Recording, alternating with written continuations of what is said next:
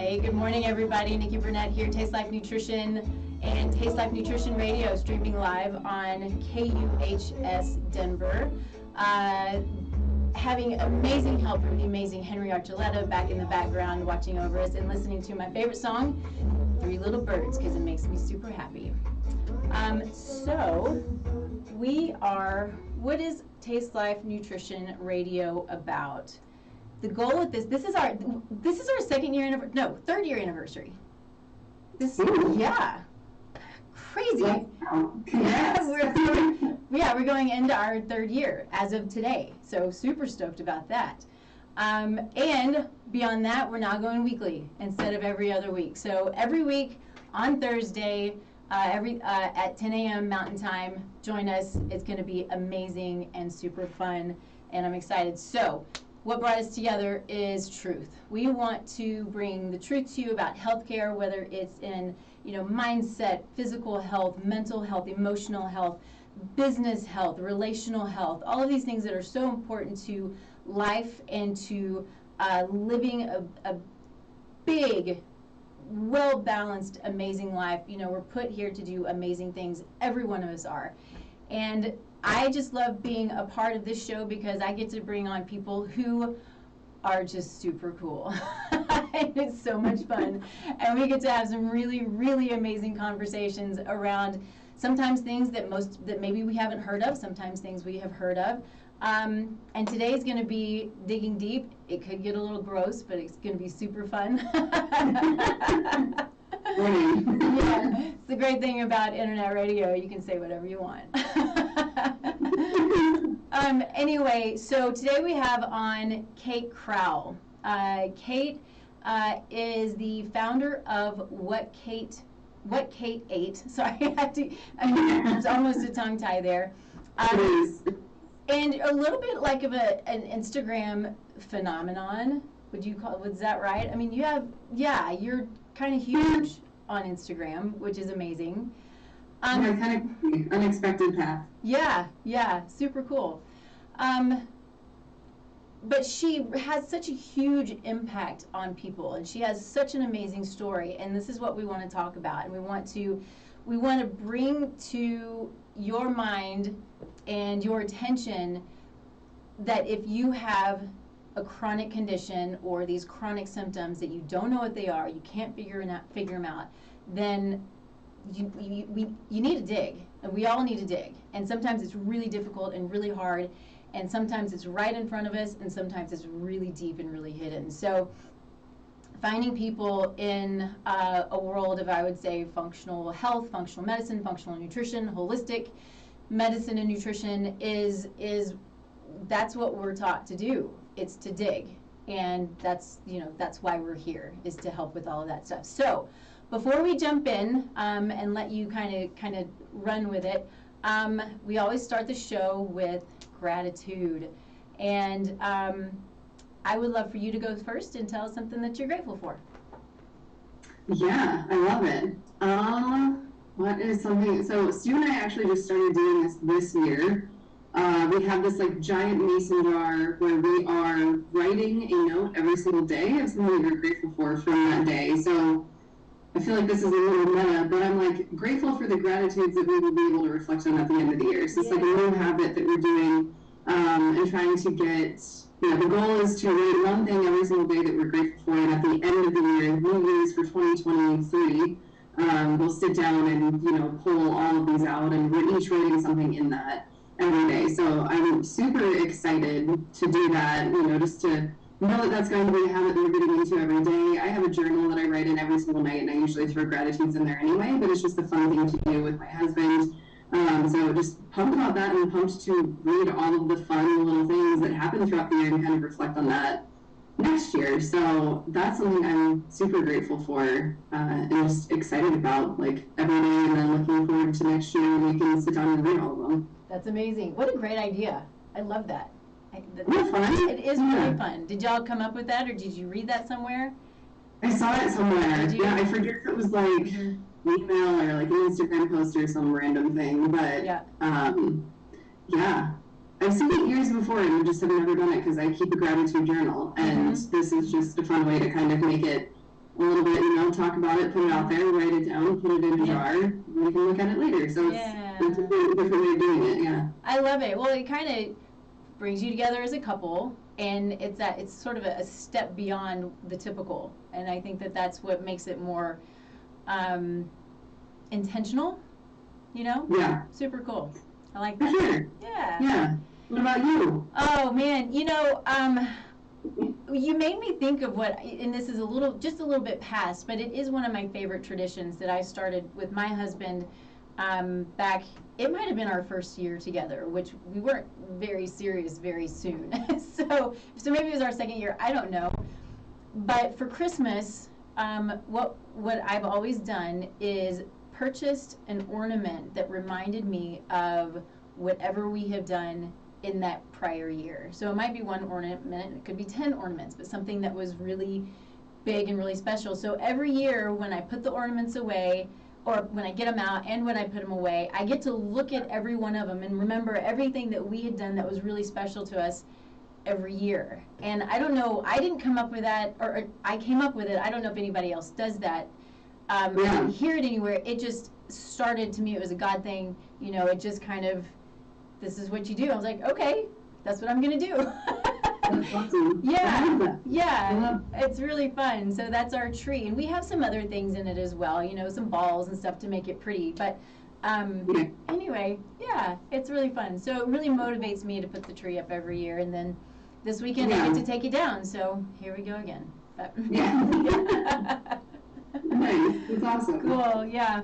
Okay, so we're going to jump in. And I always start the show with getting to know you. Why, I think I bring on some really cool people, but I want everybody else to know why you're really cool, because I know a lot of your story, and probably a lot of it I don't know.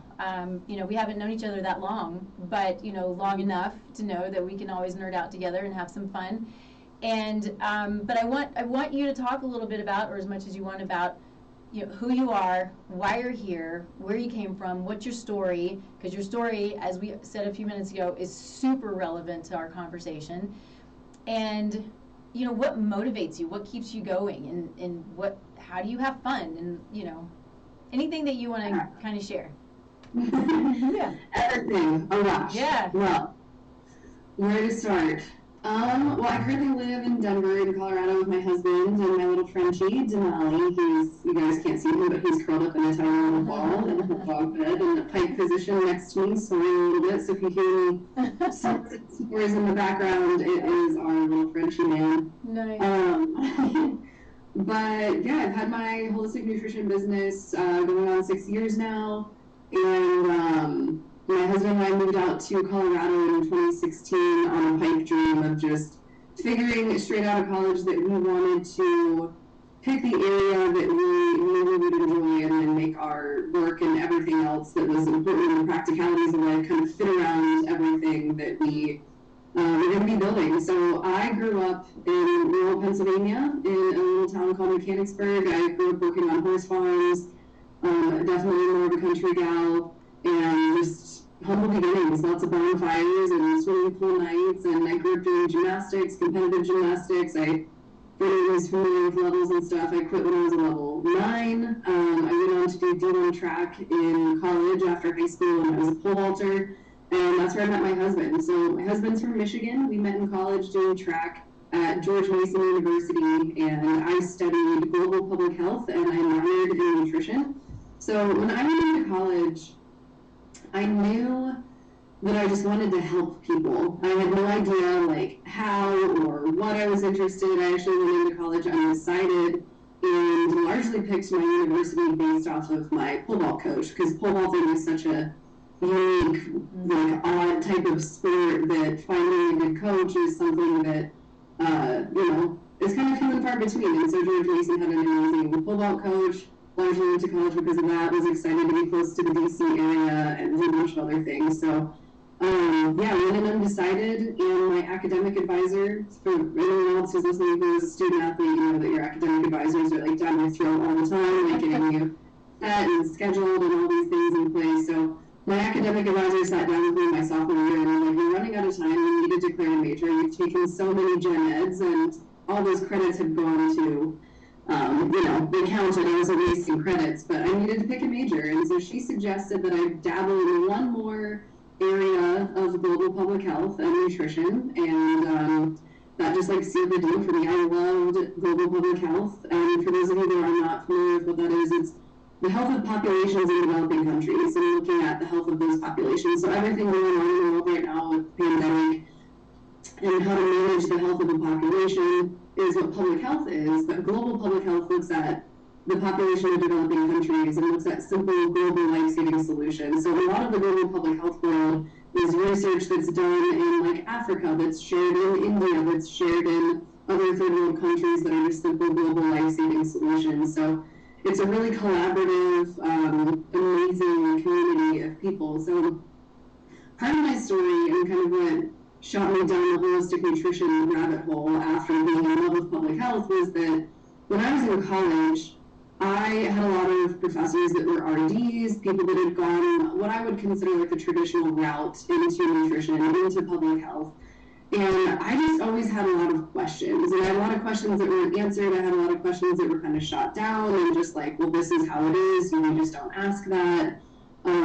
Things like, what's the difference between conventional and organic foods? Is there a difference in nutrient density? And I had started researching some of those things on my own, but was getting told by my professors that there is no difference and it's a scam and there's no reason to spend extra money on food like that. And this was at a time when leaky gut and the gut-brain barrier and inflammation in the brain was being linked to so many other things with gut health, and I started understanding research on gluten and zonulin and tight junction cells and Alessio Fasano's research. And I remember I went to my professor my senior year of college, and I wanted to write my undergrad thesis on leaky gut, autoimmunity, and gluten sensitivity. And when I brought up my preliminary research to her, she was like, "You can't write your paper on this. There's not enough info on it." And I was like, "Are you freaking kidding me? I'm giving you all of this information. It's here." So she turned down my idea, told me I had to pick another one, and she was like, "I'm excited to see what else you're going to write your paper on." And I was just no fingers up. I'm going to write a paper on this crap. There's plenty of information. So that has kind of been my mentality, I guess, coming out of college, is just there's more to the story than you know, and science is based in the root of asking why nonstop, and it changes and it shifts, and it's fascinating, and that's what draws me to the science world. But I guess that's kind of what threw me out of the box of things on top of my own story, which I'll get to in a second. But another piece of my journey through my educational path has been, what I just explained is kind of the nutrition side of things, but the global public health side of things, I got this really wild hair when I was a sophomore. I was 20 years old, and I just had, like you mentioned earlier, a God thing, where I was just I think I'm supposed to go abroad by myself. I love public health so much, global public health, and it's really easy for me to sit in this comfortable classroom, near the capital of the United States, and the most privileged and amazing country in the world, and I get to say how much I love the health of developing countries, and I know nothing of what that's actually like. Mm-hmm. So I took a class that was all about field work, and while all these things were kind of culminating, I was I think I need to go travel somewhere, and I ended up going to Bangladesh by myself. It was kind of the short version of the story. I wasn't supposed to go. It was supposed to be people that were 21 and older. I was only 20. The class that I had got put into this year, my academic advisor had tossed me into, was a GCH 465 class that I wasn't supposed to take until my junior or senior year. And it just so happens that the professor that I got in that class, Dr. Curtis Weezy, I don't know if he's still around, he's amazing. But he worked in the field for a long time, and this research hospital in Bangladesh that I was feeling called to go to, the night of the night class that I was going to ask him about, I'm hey, have you heard of this research hospital? I'm thinking of going here. I was going to talk to him after class. The whole night class, he talked about research from this hospital. I was this is freaking weird. So there's all these things that line up of this class I wasn't supposed to be in, this professor that I was never supposed to have, the coincidence of me finding this research hospital in Bangladesh that I wanted to go to, and all the research we were talking about in class that night was coming from this research hospital. So when I approached my professor and was like, hey, I really want to go here, he was like, you would be completely stupid to not go. Like, you have to go. If you need anything, I will help you get into this. And the kicker on top was that I ended up getting a scholarship to go to Bangladesh on a global health scholarship. I think that was meant for graduate students. I don't even know how I got that. So all of these things just like lined up, and it was like, you're supposed to go to Bangladesh. So I went by myself. I lived in Dhaka. I worked at this international research hospital called the International Center for Diarrheal Disease in Bangladesh. So ICDDRB is the acronym of this research hospital, but everyone kind of giggles at the diarrheal disease comment and just the title of that. But those of you that aren't familiar with global health, dying from dehydration of diarrheal disease is one of the top killers in a lot of developing countries. There's a lot of communicable diseases, not a lot of sanitation. There's a lot of open drainage systems for sewage, and so these, very developing country type of diseases, communicable diseases, are passed extremely easily. People get really sick. People don't have proper, water sources, and they just continue to get sick. So one of the biggest things that ICDDRB does is they came up with and invented ORS, which is the oral rehydration solution. It's kind of like a simple homemade Gatorade. So it's like bicarbonate and sodium and sugar and water, and they teach people how to boil water. So again, simple global life-saving solutions. But long story short, my time in Bangladesh was spent a lot in research realm. So I spent a lot of time with nutrition rehabilitation unit, working with women and children, rehabbing children that had stunted growth and kwashiorkor and nutrient-related deficiencies that were contributing to their ability to thrive or the lack thereof. So I did some case studies while I was there, and what I learned mostly there about myself was that I actually can't stand the research piece of things. I love reading about it, I love understanding it, but I want to be like getting ahead of it. I wanted to get into the prevention piece of things. That was one thing that really drove me crazy when I was in Bangladesh. And there's a time and place for everything, but again, this is just what I learned about myself, that like I'm more passionate about getting on the front end. But the thing that was like wrecking me the most was like the amount of money that has to go into the research that has to prove the point that will then pay for the initiative to actually get ahead of these things. And the process of doing that is very slow. And there's so much money involved and so many different people involved and so many different agencies involved. And it was really frustrating for me to sit there and just be like, oh my God, there's literally people dying on the streets. Like, I watched babies die. I watched people come in with like crazy illnesses that were completely 100% preventable. And it was frustrating that there wasn't more time and energy spent on, the education and getting out there. And there was also this element of, I was working in the nutrition rehabilitation unit, but I got to see the whole hospital. I got to see the short-term ward, the long-term ward, tuberculosis, tropical diseases. I mean, I was exposed to so many things. And one of the biggest things that they were doing research on in the nutrition realm was zinc and other nutrients that help nourish the intestinal linings to help people recover or prevent them from having such serious adverse reactions to these communicable diseases. And so watching the way that nutrients can not only prevent and facilitate and then heal from illness was just mind-blowing to me. And at the same time, I was dealing with digestive issues.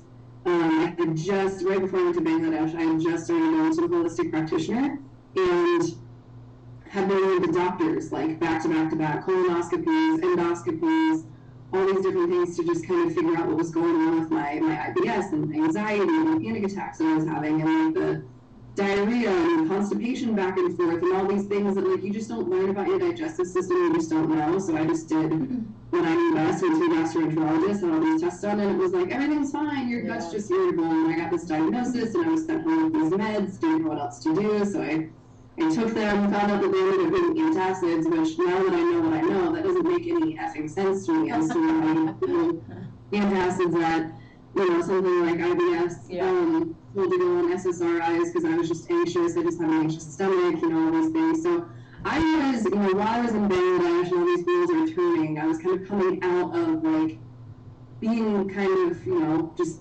feeling a little crappy about my experience with the gastroenterologist that I had been to, not really getting any answers, still having so many questions why, and so many layers of that and not finding it. And right before I went to Bangladesh, I had gone to a nutritional therapy practitioner, which is what I am now. But she just totally 180 the way that I thought about health and life and the impact of the food that we eat, and how our digestive system is just massively important because every single cell in our body relies on our digestive system's ability to properly break down nutrients. And all the nutrients, nourish our cells, and our cells make up our tissues, and our tissues make up our organs, and all the organs together make up our organ systems, which makes our entire human body. So if we're not breaking down foods properly, and the functionality of the digestive system is messed up, we've got a really big problem, even if you're eating an extremely healthy diet. So while I was kind of experiencing those things myself, and then was exposed to so many different types of diseases and illnesses, and watching the way that nutrients and simple global life-saving solutions were being applied in Bangladesh, it was like, oh my God, like nutrition is this massively powerful thing in rebalancing the body. And that's when I really, I had already learned these things, but to watch them in practicality of knowing that the body has this innate intelligence and it knows how to heal itself. And if we can just give it the things that it needs to heal, it will. That was really mind-blowing for me. Because I kind of just barely started experiencing that myself before I went to Bangladesh. And then watching people, season the table with extreme hypoglycemia, I get an idea of, a solution of some saline and some glucose, snap back and stop seasoning and come to in 20 minutes and stabilize again, and then, set off and they're doing fine. Or watching children that had, vitamin D deficiencies and kwashiorkor, and just the way that nutrients impact health and the acute and the chronic support that you can get in addressing different health challenges with nutrition. I was just like, done. Like, this is what I'm going to spend my life doing. So that kicked off into so many other things. That's kind of like the background, I guess, of like how I got where I'm at now, without getting too into the weeds. And I'm sure we'll jump down some rabbit holes here as we go. Yeah. But where I'm at now is, when I finished my undergrad, I was like, shoot, like I really want to get into holistic health, and I have no idea how, and I don't know how you do that. And there's no, as you know, there's no real clear path. It's not like you go to undergrad and then you go to pre-med and then you go to medical school and then you have a residency and then you're a doctor. Like, there is no clear path into the holistic field. And everyone that I know now in this field has kind of like created their own way of getting into root cause health or getting into whichever niche that they're in. So I think it's, that was the dilemma that I ran into after undergrad, was like, well, what the heck am I, like, how am I going to do this? So I ended up creating my own internship senior year with a holistic practitioner, and I remember asking me, like, we could go back, what would you do? And I ended up having a ton of conversations with a bunch of different people about, like, if I want to get into the holistic field, what could I do? What should this look like? So if anyone is listening to this and is in the same boat, that would probably be my biggest suggestion, is just to reach out and talk to people who are in the field, ask them how they got where they're at, talk to different people who are doing different things, and then you can kind of piecemeal what you want together. But long story short, after lots of research, I probably spent like a year and a half trying to figure out what I wanted to do next. I looked at like chiropractic school, because I saw a lot of chiropractors that weren't really doing adjustments, but were in the field of holistic medicine. I was like, oh, maybe that's my route, or maybe naturopathic doctorate school is my route, or maybe the NTP is my route. So I ended up doing the NTP, the Nutritional Therapy Practitioner Program, through the Nutritional Therapy Association. It was a 10-month program at the time, in person and online, and we've changed that since, but this was in 2016. And we graduated, moved out to Colorado. Again, my husband and I knew that we wanted to start our lives just out here, picked kind of the lifestyle that we wanted and built everything else around it. So, we moved out here, and that's like a whole other story, just total shit show of life events and like getting the business started and stuff. That's like just pure chaos. But the other things in terms of my education I went to do restorative wellness solutions, got certified in doing some comprehensive lab testing, and I'm not a doctor, I don't diagnose or treat disease, so those labs are not used as a diagnostic tool. They're really just there to understand what imbalances and deficiencies might be going on in the body so that we can kind of get things back in balance. So things like stool testing, food sensitivity testing, blood tests, looking at blood tests from a comprehensive view. I also went on to get my master in blood chemistry from MBCE, and then we met lots of conferences and stuff. EAT conference in Southport, there's just so many things. I feel like so much of my life has just constantly been like just continuing to ask why. And I think that's why I love this field is everything that I mentioned from my experience in Bangladesh, and then the fact that, you know, it's something that drives me crazy, but something that I also love is that there's just endless questions and things to be figured out. Like the human body is one of the biggest, you know, anomalies and like just the biggest question mark in life of like how the heck does this thing work and like what is going on in there. So so much we still don't know. Yeah, so much. And I feel like this is super cliche, but I feel like the more that I learn, the more I'm like, we know nothing. It's like true. I don't know anything about how this stuff works. But yeah, no, it's really true. But and I think that the one thing that you said, well, you said a lot of stuff there, which is awesome. And I say this all the time, and I think that we need to keep saying it. And I mean, it's part of what we do, but keep asking why. You know, don't just take the answer. Okay, well you have IBS. Okay, well you have leaky gut. Okay, well you have, you know, whatever, you know, chronic fatigue syndrome. You know, coverall, you know, syndrome they've given you. You know, you got to keep asking the question why, because the body, as you said, innately knows how to work. It knows what it's supposed to do. And if you feed it well, rest it well, treat it well, a lot of the times it's going to work well. But I would say that there are times when we have exposures, which is what I want to start getting into, that are uncontrollable and we don't know it. But before we do that, since you hit on Cellcore, I think this is a good time for us to kind of chat a little bit. Or, you know, Cellcore is one of our sponsors, and they are just amazing at what they do. And what's interesting is I see that they're changing the way that I practice. And we were meeting yesterday or 2 days ago, and that's exactly what you said, is they have changed the way that you practice because of the way their delivery system works.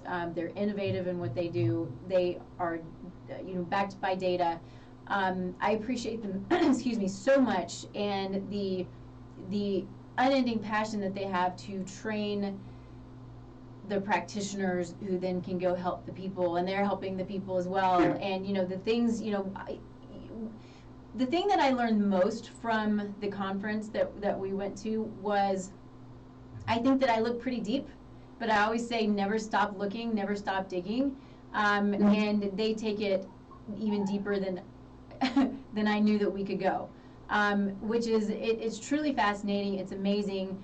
And it's a little bit crazy, but you know, they are, you know, we talk about root cause medicine, root cause nutrition, you know, they are kind of, you know, foundational medicine, and we've got to take it down deeper than just we have leaky gut or we have nutrient deficiencies. We got to look at the cellular, mitochondrial, you know, genetic levels to really understand and try to truly help the body repair from the bottom up. And it's I just so appreciate what they do. Do you want to add anything about them? Because I know you have used them for quite some time now. Yeah, I mean, I think Cellcore is just absolutely groundbreaking in the way that they have formulated their products. I think the biggest thing to note with Cellcore is that it's their carbon technology within their supplements that makes them so powerful. And the binders are nothing new. You know, herbs to knock out parasites and pathogens are nothing new. But the fact that they've created this humic and fulvic carbon technology that allows these herbs and these products that are within the supplements get deeper into the cells and actually do what they are created to do, and not running all these roadblocks with different, you know, substances in the body and interacting with them in a way that's like not favorable. There's just, I mean, they're like the most effective supplements that I've ever used, you know, to the extent that like this company is practitioner protected. You know, you can't get these supplements in public. You need to work through a practitioner to get them, because you can really make yourself feel like crap if you're not using them in the right way. You're not working with someone who's trained to use them well. So I think that's like the biggest thing.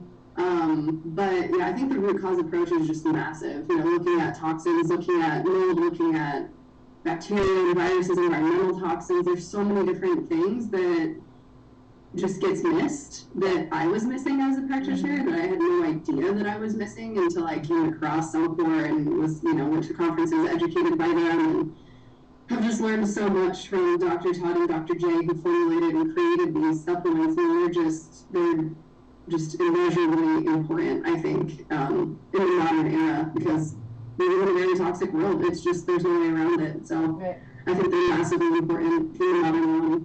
Agreed.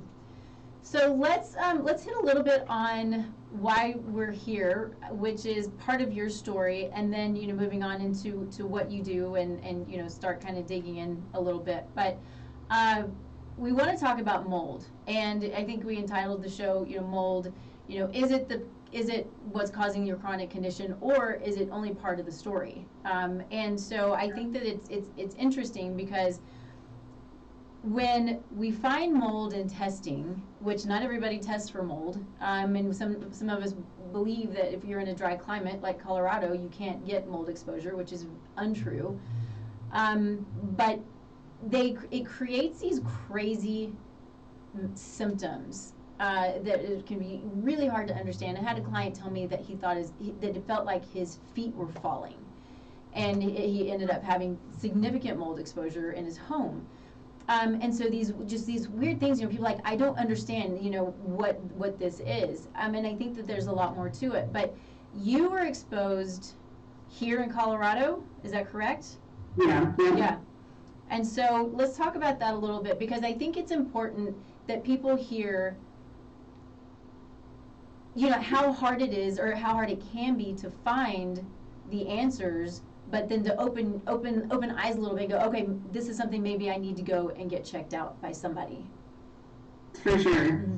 For sure. And you mentioned, why are we here? And I think, just to touch on that for a second, I have a massive God-given passion, I believe, because it just doesn't make any sense to me. It's just there. It's just hardwired in me to just want to help other people live as vibrantly as they possibly can so that they can live out their purpose. Yeah. And that's really what lights me up, is I know what it feels like to be feeling like crap, have a ton of questions, you don't feel great, you feel like no one's listening, you don't have any answers, and you're just stuck, and it's impacting your quality of life, it's impacting your relationships, it's impacting the way that you experience your life. And health is wealth, health is everything. If you don't have that, it's going to make life much more challenging and potentially miserable. So that's really what lights me up, is, from my own experience, and also just, like you mentioned at the beginning of the show, I believe everyone has, God-given purpose and passion and power in their, coming to this earth, and that we all have work to do. We all have things to be done, things to heal, gifts that we have to share, things that we're interested in. I don't think there's any accident in any of that stuff. And so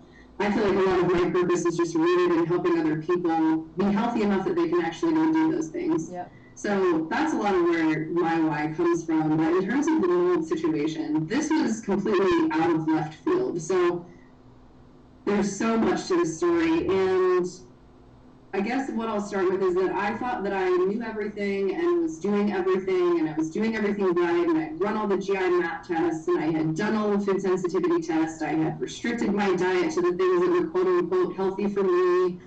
I had all these things, and I wasn't getting better. And it was in 2020, 3 weeks before the pandemic hit, I pulled my entire business, I put a pause on everything, and my health was at the absolute worst that it has ever been, and I had no idea, but I was living in a home that was absolutely loaded with mold. Mm-hmm. And the weird thing about mold in my experience with it was that it kind of snuck up really slowly and all at once. And the symptoms that come along with it are so odd. And the reason why is that mold is lipophilic. Mycotoxins, which we'll kind of talk about that in a second, what those are exactly, but mycotoxins that are produced by different toxic mold species, they're lipophilic, meaning they love fat.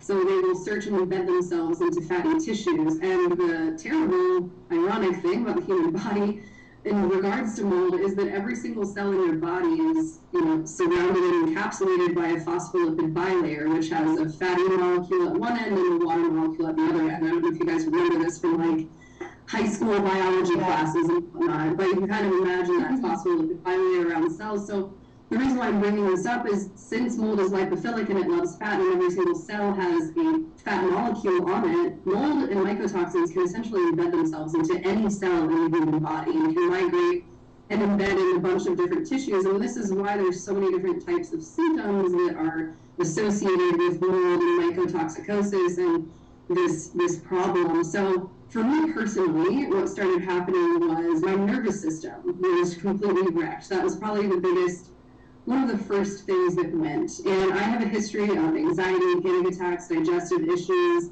I now know that this is associated with my methylation mutations, genetic mutations that I have. So if I experience any type of inflammation systemically, it usually results in neurological inflammation, which for me manifests as anxiety and panic attacks. So everyone's different. The way that you experience inflammation, genetically will manifest in a different way than mine did. But if you're someone dealing with anxiety and panic attacks, it might be worth looking into your methylation, potential inflammation sources, things like that. But yeah, so for me, I was having panic attacks all the time. Like I was just stuck in a panic attack nonstop, and it was just absolutely terrible. Like I didn't want to be in my body anymore. I'm extremely peppy and like high energy and like up for anything and adventurous and just down for anything and super extroverted. And I was like a shell of myself. I was so uncomfortable. There were days that I was like, I don't want to be here anymore. Never thought that I would have ever had thoughts like that. That's the other thing with mold is mold is a decomposer, and energetically, in quantum physics, mold has an unbelievably negative energetic strain on things. Like it wants to kill you, it wants to decompose things. That's what it does. Yeah. So I was dealing with very depressive thoughts, super challenging. I was like, what is happening to me? I feel like I'm going crazy. I was also having really crazy challenges with I would have extremely vivid dreams that kind of bled into reality. So I was feeling really disoriented with what was real and what was a dream. I would have dreams that in my dream I would say, wow, this feels like a dream. And then I'd wake up and be like, whoa, like what the heck was that? I also feel like I experienced some depersonalization. I just didn't feel like myself. Like I knew how I would normally show up, but I had to make myself be like, oh, this is something that we would normally say in this situation, so just say it. Like it just, I don't even know how to describe the weirdness of all of the mental health challenges with me, but it was extremely terrifying. And my husband was like, what is going on? I was also having these massive emotional meltdowns where I would just fall to my knees and cry for 5 minutes at a time, hard, grieving, hard, crying, and then it would stop and I'd be like, I don't really know what that was about. I'm not really sure what I was crying about. And it was just really erratic emotional experiences that I was like, what the hell is happening? On top of that, I was also dumping bile. So we're going to get intimate here, but I had tons of bile acid diarrhea. So if you've ever been sick and home and you throw up and you see that neon, orangey yellow bile, that was just dumping that out of my body. And as a holistic practitioner, we know that bile is a precious substance in the body. It's extremely energy intensive to create for the body. It's necessary for emulsifying and digesting fats. It's necessary for flushing out toxins. Necessary for proper fat digestion and healthy liver and bile function and hormone conjugation and bile does so many things in the body. And so when I was just dumping that, I was like, whoa, something is really toxic in my body, and my body would not just be flushing this out. But just for people listening too, the body usually recycles bile at least 60 times before it excretes it in your waste. So the fact that, I was like, every single bowel movement, just diarrhea, tons of bile, and I was like, something is really off. And so I think the tipping point for me, on top, there are so many other symptoms. Before I move forward, let me see if I can just kind of recall some of them. Headaches on and off, I would shake, my body would just tremble and shake. I had really seemingly terrible blood sugar regulation issues, but I tracked my blood sugar for a straight week, from fasting to 2 hours after eating, to right after meals, to after working out, to after the sauna, anything that would affect blood sugar. And my pancreas was crushing it, doing great, no insulin issues, no blood sugar regulation issues, but I felt like I was just tanking blood sugar all the time. I also ended up having what's referred to as MCAS, mast cell activation syndrome, where the mast cells and histamine and immune system in the body just go haywire. So I was reacting to a ton of foods where I'd eat something and my heart would race. My heart would get racing sometimes so much that I couldn't fall asleep for hours. Oh. I was also having this issue of I could not regulate my body temperature. I would get so cold at night that it would be so freezing that I couldn't fall asleep. and I had to get a electric blanket to keep myself warm, or I'd have to get an extremely hot shower and immediately crawl in the covers to stay warm. Was losing my hair. Every time I showered, there was just like clumps of hair. It was like, what is going on here? And some people will end up gaining weight with mold, again, because it's lipophilic, it stores in our fat cells. And this is a protective mechanism of the body. It's not a bad thing, no one likes gaining weight, but the reality is it's your body protecting you and keeping toxins out of your vital organs by storing them in your visceral fat cells. But I actually experienced the opposite. I lost a ton of weight, and I like couldn't keep food down. Again, there was only a certain amount of foods that I could eat without having these massive histamine reactions and like face flushing, heart racing, panic feelings induced from the food that I was eating. So I ended up losing a ton of weight, which was terrifying because I was experiencing all of these other symptoms, and I could just see my body like wasting away. And I was like, what is happening? Like, this is getting really scary. So, gosh, I'm sure there's more symptoms if I could sit and think about it, but you guys kind of get the gist of it. Just weird, like off the wall, totally disconnected, like digestive symptoms, neurological symptoms, central nervous system symptoms, sleep problems. That's another one. The insomnia was insane. I was like afraid to go to sleep because my dreams were so crazy. Had irrational fears. I felt paranoid. I mean, it was truly absolute hell. And it went on for like a year. It was kind of like this slow, gradual, and then it got to the point where I was like, I'm gonna lose my mind. Like, this is not who I am. I don't know where to turn. I don't know where to get help. So I ended up going to a therapist, first and foremost, just mental health wise, to kind of just talk out some of this stuff. That was really helpful. But the doctors that I went to, when they ran comprehensive blood panels, my panels were like all over the place, and nothing made sense. There was weird things like my CO2 levels were super low, my cholesterol had tanked, my bile had tanked, my red blood cells were up, like all these weird things that now I know after, going through this and learning so much from Cellcore and now helping my clients with this stuff. It's like so nice to know what it is, but I was like, do I have cancer? Am I dying? Like, what the hell is going on here? The cherry on top for me personally was that my husband and I unexpectedly got pregnant, and then we had a miscarriage at about 8 weeks, and that was crushing. And I remember thinking, like, I'm a holistic practitioner. Like, I'm so healthy. I've been so healthy. And when we got pregnant accidentally, I was like, I knew you'd get pregnant easily on accident. And I kind of had this attitude about it, and then got slammed when we had our miscarriage. And I think that was the biggest wake-up call. This was before we found out about mold. I had been going to all these doctors, reached out to a ton of colleagues. No one could figure it out. And it was like, meditate and breathe your way out of it. And if anyone's dealt with panic attacks to this kind of level, it's like there's no calming the autonomic nervous system down when it's going haywire. That's not like a logical, conscious decision to make. Your body is just doing what your body is doing. And so that was really challenging to experience. But when we had the miscarriage, that's when I was like, something, like, for whatever reason internally, it was like something really big is going on, and I need to figure out what this is.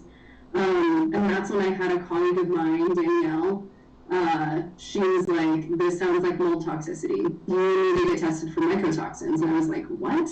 Mold? Like, we live in Colorado. Like, it's so dry. Like, what are you talking about, mold? And so I started with a mycotoxin urine test. Oftentimes the kidneys are what's processing mold. Mold can wreak havoc on the kidneys as well. So that's another symptom I had when I was waking up multiple times a night to go to the bathroom. I was peeing a lot during the day. I would have cloudy urine, like lots of weird things. I would wake up with kidney pain in my lower back, just lots of odd symptoms there too. And so I did this mycotoxin urine test, and it came back through the roof on a handful of different species. And that's when I was like, whoa. Well, I don't really know what this mold thing is, but either way, I'm pretty sure I'm not supposed to have this much mold in my body, and I need to investigate into this further. So to kind of round this all out, we found out that we had an insane amount of mold in our crawl space under our 2,000 square foot ranch home. So real quick, did you have somebody come out? Did you get a home test kit? What did you do? We did a bunch of different things. We did the air testing, ambient air testing, which I now know is complete BS unless you're putting it directly next to a source. It's like, when you think there's mold in the wall, like, that's when we do air testing. You would never go into the middle of a room and do air testing because you're not even close to the source, so that's pointless.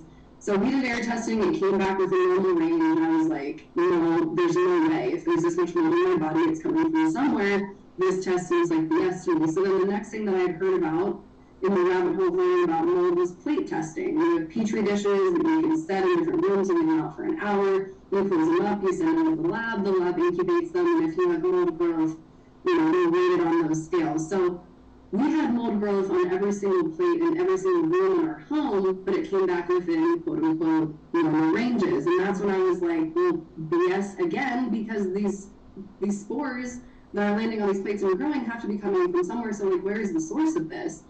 And that's when, gosh, we went through so many other things. Like our landscape guy had to crawl into our crawl space to turn our sprinkler system on, and he found wet soil underneath the vapor barrier of our crawl space, and I couldn't even be in the same room with the crawl space hatch door being open because I felt like I got knocked with a wave of like just massive brain fog, dizziness, and anxiety like instantly, and I was like, whoa, there's definitely mold down there. So that's when we kind of figured that that's probably where the source was coming from. But then the issue we ran into was trying to find someone who understood the health implications and the seriousness of mold and making sure that they were getting rid of it the right way. So the first person we had over treated mold like a construction job. And it was like, they went down into the crawl space with no protective gear, which if you're a mold, like, you know, mediator, and you're going into place after place after place unprotected, you're getting massive amounts of mold exposure. So that was kind of the first red flag to me. It was like, what the hell are these guys doing? Like, they surely don't want to be exposed to this stuff. So red flag for me was like, these guys probably aren't going to do the job as well as we need them to for me to be healthy in this house. So we ended up, we got a quote from them, and they were like, yeah, we're gonna like do this, this, and this, pretty much treat it like a construction job and just visibly get rid of the mold. And that was not going to be good enough. And so we ended up, I reached out to a functional medicine doctor in Boulder and found a mold inspection company that works with holistic practitioners and doctors, understands the health implications of mold, and has full remediation. We'll do remediation until testing comes back negative. So we worked with them. It was very expensive. We got really lucky because we had a sprinkler head that broke that triggered insurance coverage. Otherwise, mold is just one of those things, for whatever reason, that people don't really fully understand the detriment of health implications that mold can wreak havoc on. And a lot of people don't, you know, whether it's the remediation company, insurance companies, it's just not taken very seriously. I think it's starting to become spoken about more and more, so hopefully we'll see that change. But the only reason why we had coverage from our insurance for mold was because of the sprinkler head that had broken. Otherwise, we would have been, you know, $30,000 of remediation that we had to pay for. So we got very lucky with that. But yeah, craziness. Yeah. So I want to talk about what you did for you, but I also want to talk about, you know, when you work with clients who you know have mold, and then co-infections that can go along with that, and what you see when you're working with people who have mold. Yeah. So in terms of like my route of healing, which when this was all going on, I mean, I had days that brought me to my knees, multiple days that I was like, God, you gotta get me out of this space. Like, I know this is not what I'm created for. I know this is not the life that you set for me. Like, I feel that in my soul, like this is not right. But I felt this sense of like purpose in that challenge because I knew that God was going to use me through my crap because He knew I'd figure it out, and I knew that I was going to figure it out. I was like, I will not rest until I understand why these markers are like this and what this cascade of issues means. And I mean, it's led to me going through this whole process and then being able to help hundreds of other people with it. So it's been such a gift, you know, just the most intense, terrible struggle that I've literally ever been through in my life. Like mental, emotional, physically, just completely wrecked. And crawling out of that space and healing from that has been so challenging, but it has been such a massive gift because I've been able to help so many other people. So what I went through is, you know, to some extent, pretty similar to what our clients are working through too. You know, if they've got these main symptoms, I'm looking at their blood work and I'm seeing these patterns. Usually what we'll do is we'll run a mycotoxin and total toxic burden test. We run these through Vibrant America. They're out of pocket because I'm not a doctor and I don't diagnose or treat disease. Again, I'm using labs to just look at potential toxins and imbalances that might be affecting the body's optimal function. So we run those. It looks at 35 different mycotoxins on top of VOCs, volatile organic compounds. We look at plastics, herbicides, pesticides, heavy metals, so many different things. And these are all things that can disrupt hormones, can shut down organ systems, can create all sorts of different health issues, and they're kind of like these stealth infections that people can get. So I see a lot of that with our clients. Other things, you mentioned co-infections. Oftentimes when people are reacting to mold, it can sometimes trigger retroviral activity. So things like Lyme disease, co-infections with Lyme disease, Babesia, Borrelia, Bartonella, and gosh, there's just, mold is such a massive weight on the immune system that it does trigger a lot of other things. If you have them in your body, and they have kind of been doing it for a while. So we see that relatively frequently with clients that do have mold as well, so it's worth getting tested for all of those things also. But in terms of like order of operations and addressing mold, the first thing that you have to do, I strongly believe, is you have to re-regulate the nervous system and the vagal tone of the brain. And you have to get the body physically back in a state of feeling safe again. Because what you get when you're exposed to mold is you get this constant, influx of this environmental toxin that is essentially telling the body subconsciously, like, you're not safe, you're not safe, you're not safe. You have all of these alarm systems going off in the body and reacting, and then you have all the organ system, detriments that are happening and symptoms that end up showing up. And so the first thing you have to do is you have to address the nervous system. So for me, I had ended up doing neurofeedback with brain code centers here in Denver. They're absolutely amazing. This is like a passive way of retraining the brain and affecting the brain waves so that you have a more balanced neurological function. So that was what I did to re-regulate my nervous system on top of going to therapy and talking things out. But I've also referred clients to do DNRS, the Gupta program, neuropraxis.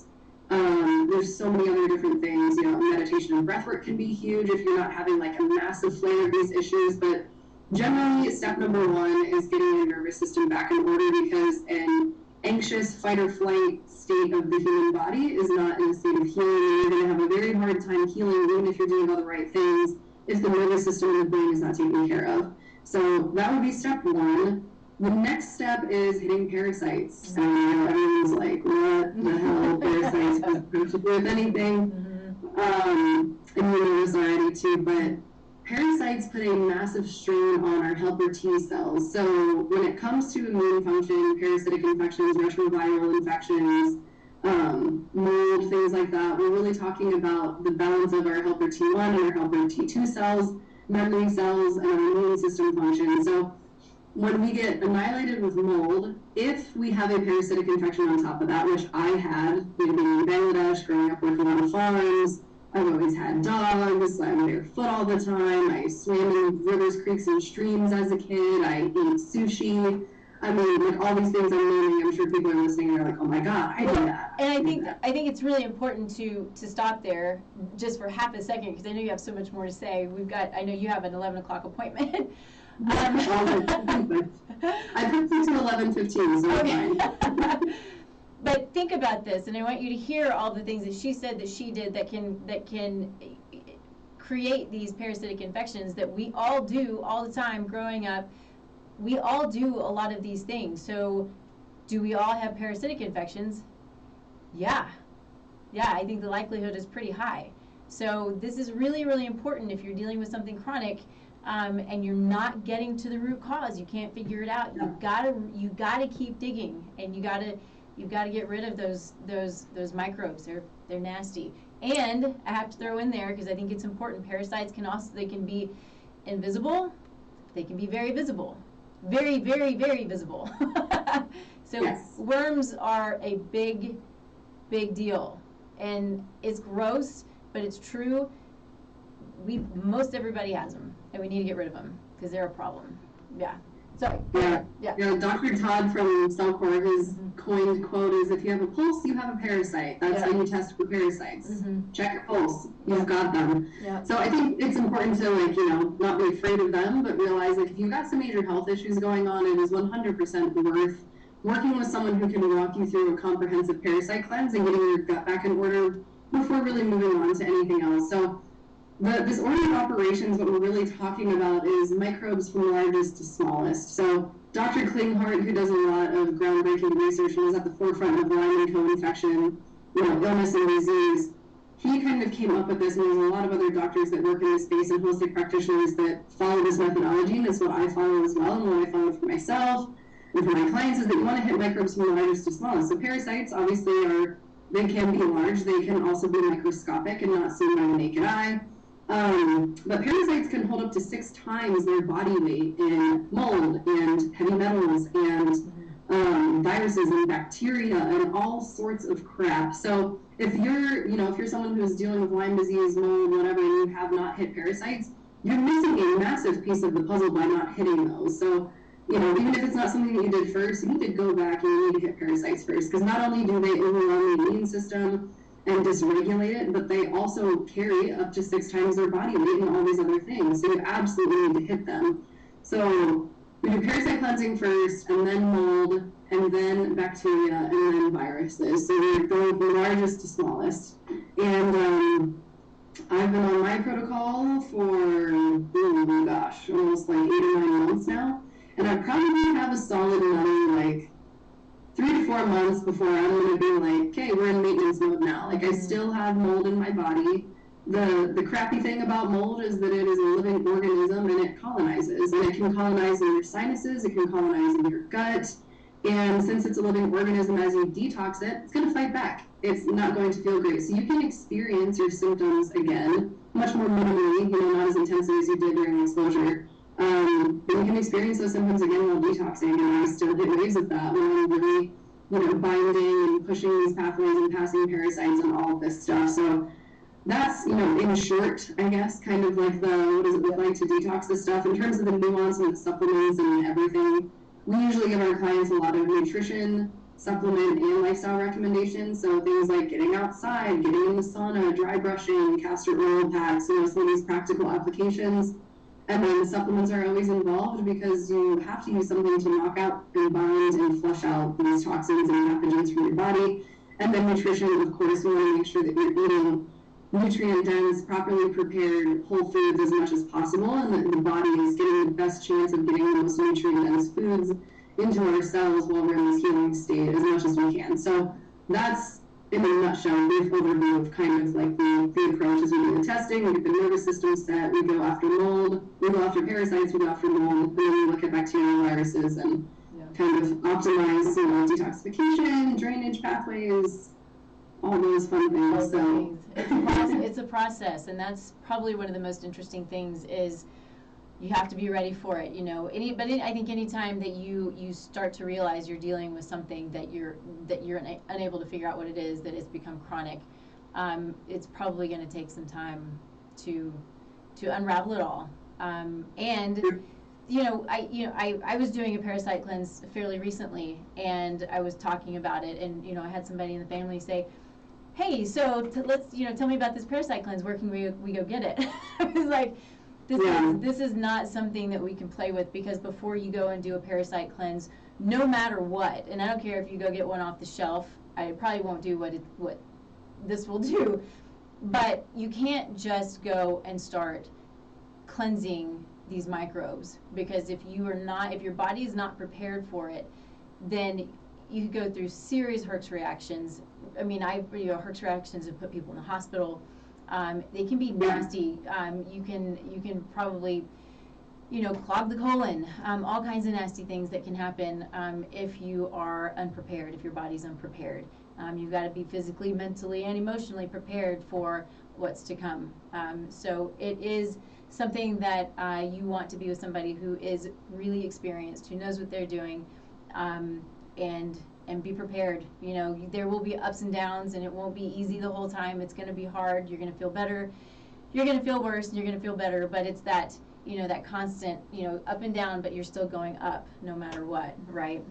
For sure, for sure. Yeah, and that drainage piece is massive that you touched on. I mean, that's the thing that's challenging is like I've shared a lot of my journey on social media channels and, you know, like on podcasts and radio with you, and people are like, oh my God, where do I get that? I want to get that. I want to get these out. And the reality is, and we just talked about this with our cell core rep and another Chinese medicine doctor, our good friend Amber, like 2 days ago, that if you don't support your drainage pathways, what you're running into is you're running into an issue where your detoxification organs, like your gallbladder, your liver, your colon, your lymphatic system, your mitochondria, your cellular detoxification, if that is not working properly, and then you start taking all of these herbs and all of these things to kill and mobilize toxins, and if you're knocking out parasites, again, they hold 6 times their body weight up to that in different types of toxins, they release those toxins when they die. So you are mobilizing those things into the bloodstream. So if you do not have optimal digestive and, you know, detoxification organ system function, and you mobilize all of this,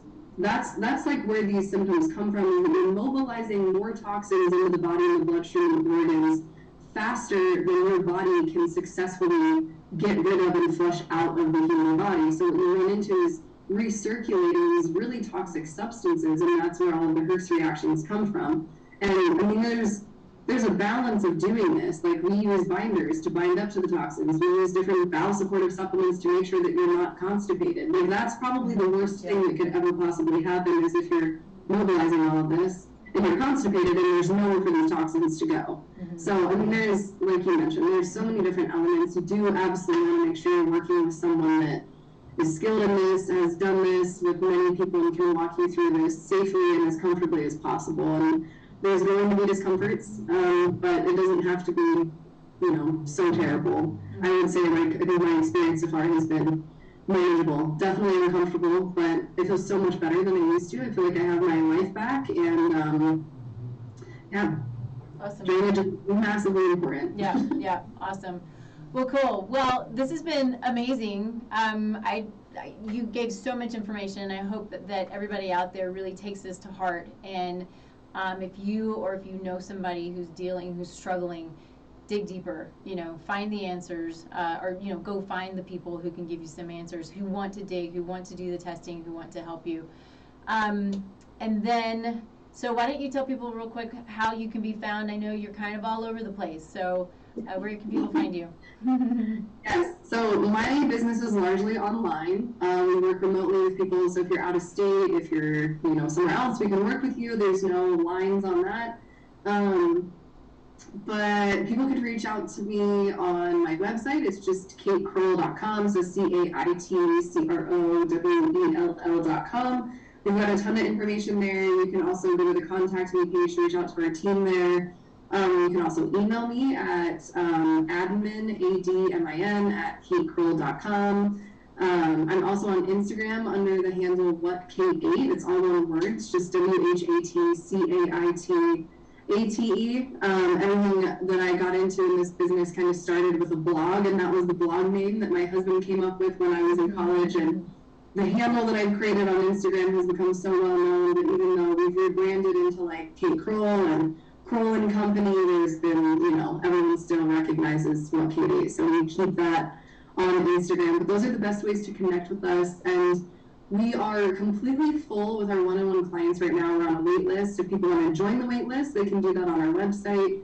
And we're also launching in February our Gut Sense group program. So we're essentially walking people through 3 months of working with us, which looks like a month of drainage and 2 months of parasite cleansing, on top of an insane amount of education, information. We're doing blood testing with everyone. And we're capping everything at about 30 to 40 people. So I think we're going to sell out really fast. We will be offering this program in the future again. So if you don't make it into this program, there will be another one. But that's kind of the big things we have going on. But if you want to keep up with my day-to-day and just like daily helpful tips and tricks and information, Instagram is probably the best way to follow up with me. Awesome. Perfect. All right, and for me, as you know, tastelifenutrition.com is the website. You can go to the website and you can fill out a free assessment, and then I'll reach out to you personally. We'll chat about it. I have a cookbook It's a $7 cookbook that I just put together. It's funny because I'm not a chef, but I do love easy, simple, small ingredient meals when I'm in a hurry. So it's a 5-ingredient cookbook. You can go to the website, you can go to Facebook, and you can look for the 5-ingredient cookbook and click the link. I'll post it here too. We'll post all of Kate's stuff as well in the links in the comments in Facebook. So you can find her. She's easy to find anyway. So yeah, super grateful that you're here. Thank you for so much detailed information. I mean, you've got it handled, and it's amazing, and you're a really amazing resource for people. And I'm grateful that you're here. So thank you for all that you're doing. Thank you. Yeah. Yeah, thanks for giving me a platform to share some things. I hope it was helpful, and yeah, just, it can't iterate. You've shared enough to just keep digging. If you're feeling like crap, one thing that I always tell my clients is you didn't always feel this way, and you won't always feel this way. You just need to figure out what's going on. So yeah, thanks for having me. I appreciate it. Very good. All right. Thanks, everybody. We'll see you. Remember, every week now. So we'll see you next week. See you later.